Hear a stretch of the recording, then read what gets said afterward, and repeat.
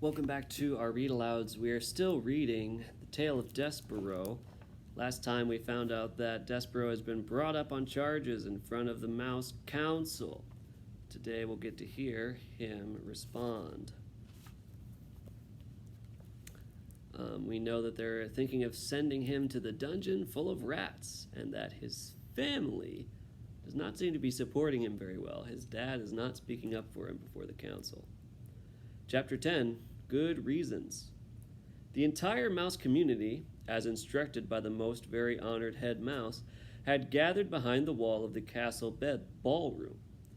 The members of the Mouse Council sat atop 3 bricks piled high, and spread out before them was every mouse, old and young, foolish and wise, who lived in the castle. They were all waiting for Despereaux. "Make way," said Furlough. "Here he is. I've got him. Make way." Furlough pushed through the crowd of mice. Despereaux clung to his brother's tail. "There he is," the mice whispered. "There he is." Whisper, whisper, whisper, whisper. "He's so small." Whisper, whisper, whisper. "They say he was born with his eyes open." Whisper, whisper, whisper. Some of the mice pulled away from Despereaux in disgust, while others, thrill-seekers, reached out to touch him with a whisker or with a paw. "The princess put a finger on him." Whisper, whisper, whisper. "They say he sat at the foot of the king." Whisper, whisper, whisper. "It's simply not done," came the distinctive voice of Despereaux's Aunt Florence. Make way," shouted Furlough. "I have him right here. I have Despereaux Tilling, who has been called to sit with the Mouse Council." He led Despereaux to the front of the room. "Honored members of the Mouse Council," shouted Furlough, "I have brought you Despereaux Tilling, as you requested, to sit with you." He looked over his shoulder at Despereaux. "Let go of me," Furlough said. Despereaux dropped Furlough's tail. He looked up at the members of the Mouse Council. His father met his gaze, and then shook his head, and looked away. Despereaux turned and faced the sea of mice. "To the dungeon!" a voice cried out. "Straight to the dungeon with him!" Despereaux's head, which had been full of such delightful phrases as happily ever after, and lovely ears, and I honor you, suddenly cleared. "Straight to the dungeon!" another voice shouted.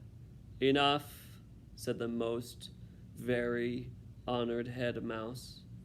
"This trial will be conducted in an orderly fashion. We will act civilized." He cleared his throat. He said to Despereaux, "Son, turn and look at me." Despereaux turned. He looked up and into the head mouse's eyes. They were dark eyes, deep and sad and frightened. And looking into them, Despereaux's heart thudded once, twice. "Despereaux Tilling," said the head mouse. "Yes, sir," said Despereaux. "We, the 14 members of the Mouse Council, have discussed your behavior. First, we will give you a chance to defend yourself against these rumors of your egregious acts. Did you, or did you not, sit at the foot of the human king?" "I did," said Despereaux, "but I was listening to the music, sir. I was there to hear the song that the king was singing." "To hear the what?"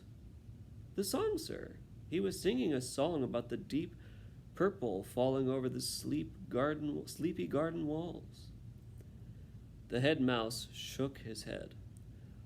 "Whatever you are talking about is beside the point. The question is this, and only this. Did you sit at the foot of the human king?" "I did, sir." The community of mice shifted their tails and paws and whiskers. They waited. "And did you allow the girl, human, the princess, to touch you?" "Her name is P." "Never mind her name. Did you allow her to touch you?" Yes, sir, said Despereaux. I let her touch me. It felt good. A gasp arose from the assembled mice. Despereaux heard his mother's voice. Mon Dieu, it's not the end of the world. It was a touch. What of it?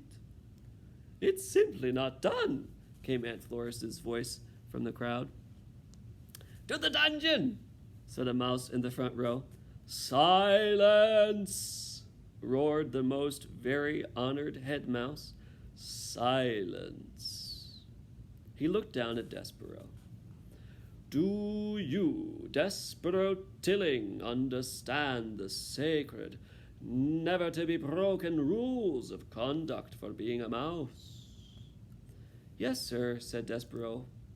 I guess so, but did you break them? Yes, sir, said Despereaux. He raised his voice. But I broke the rules for good reasons.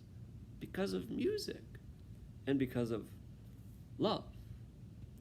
Love, said the head mouse. Oh, cripes, said Furlough. Here we go. I love her, sir, said Despereaux. We are not here to talk about love. This trial is not about love. This trial is about you being a mouse, shouted the most very honored head mouse from high atop the bricks, and not acting like one. Yes, sir, said Despereaux. I know. No, I don't think that you do know.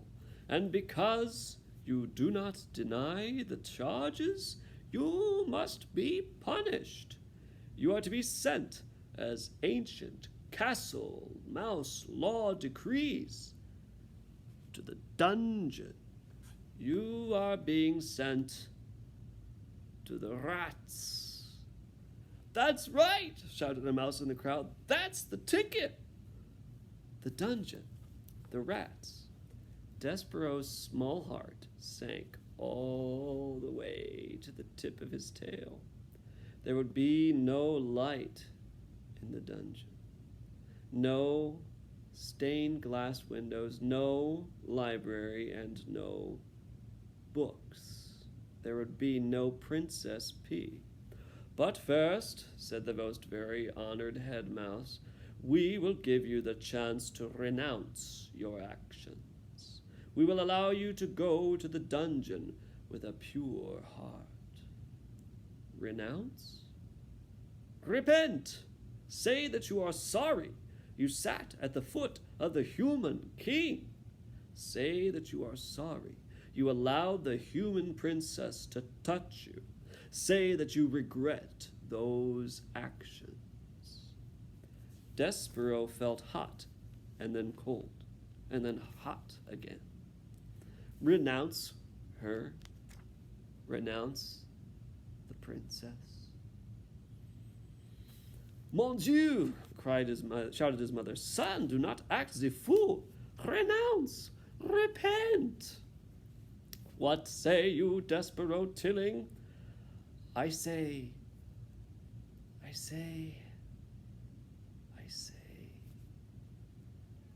no, whispered Despereaux. What? Said the head mouse. No, said Despereaux, and this time he did not whisper the word. I am not sorry. I will not renounce my actions. I love her. I love the princess. There was a bellow of collective outrage. Rah! The whole of the mouse community surged towards Despereaux. The mice seemed to become one angry body, with hundreds of tails and thousands of whiskers and one huge hungry mouth. Opening and closing and opening and closing, saying over and over and over again, to the dungeon, to the dungeon, to the dungeon, to the dungeon. The words pounded through Despereaux's body with each beat of his heart. To the dungeon, to the dungeon, to the dungeon. Very well, said the most very honored head mouse. You will die then, with a black heart. Threadmaster, bring out the thread. Despereaux marveled at his own bravery. He admired his own defense. And then Hello, Reader, staff. Just a he quick reminder fainted. from the Crew and Culture team.